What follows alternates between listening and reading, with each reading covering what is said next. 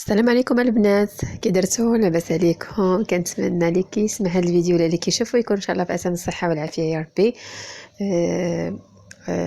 الله يدخل عليكم هذا الشهر بالصحه والسلامه وبزيادة الرزق ان شاء الله باذن الله.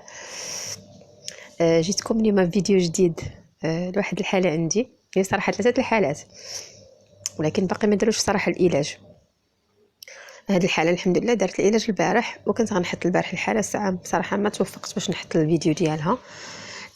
جيت نفرح البنات ان راه التشنج مهبلي راه ليه الحل اكيد وكيتعالج، اكيد كيتعالج. ما كاينش شي حاجه في هذا الكون كلها شي حاجه عندها المشكل ضروري ليها الحل. اي حاجه في الدنيا كامله سبحان الله باراده الله سبحانه وتعالى ربي كيسر. الحمد لله تيسر الامور كلها، غير الانسان يتوكل على الله. انا كنقولها وتنعاودها، يتوكل على الله وربي ما غاديش يحشمو ان شاء الله باذن الله. المهم هذه الحاله هذه من بن حمد دخلت عندي بواحد الحاله ما نقول لكمش عليها البنات. مشات عند واحد الطبيبه كرفصاتها مزيان، مشات زولت لها البكاره وزولت لها بالثمن غالي بزاف، 3000 درهم ما بين الدو ما بين البكاره. فبنت تمحنات وباقا صغيره عندها 19 عام، فتكرفصت ما نقول لكمش.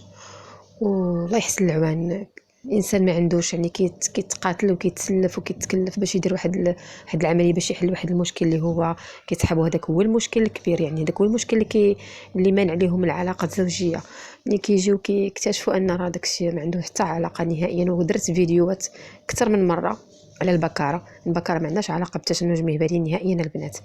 فالطباء تيبغيو غير كيفاش يستغلوا ديك الفرصه ديال ان ديري العمليه وغادي تحل المشكل. راه البنات كلهم، اغلبيه البنات، انا النص ديال البنات اللي عالج كلهم حيدين البكار، اللي في الخارج، اللي في الدول العربيه بزاف، في المغرب.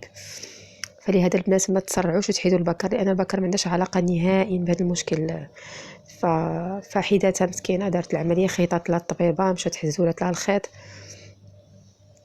وصافي، واكتشفت ان راه المشكل كاين وباقي كاين.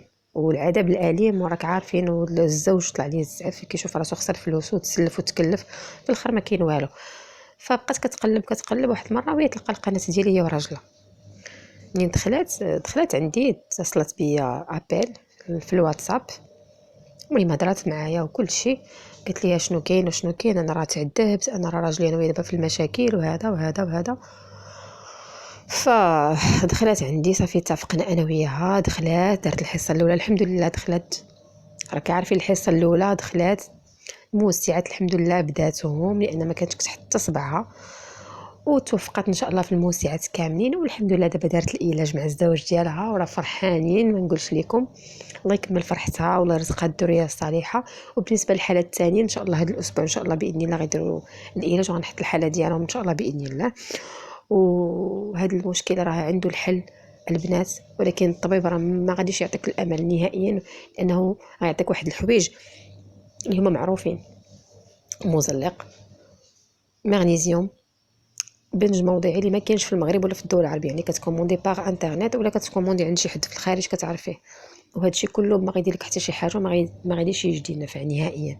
يعني خاصك تمارين نفسيه وتمارين الموسعات ان شاء الله. ربي ييسر الامور البنات كاملين يا ربي. وسمحوا لي على صوتي لانني مريضه ما شكيت عليكم.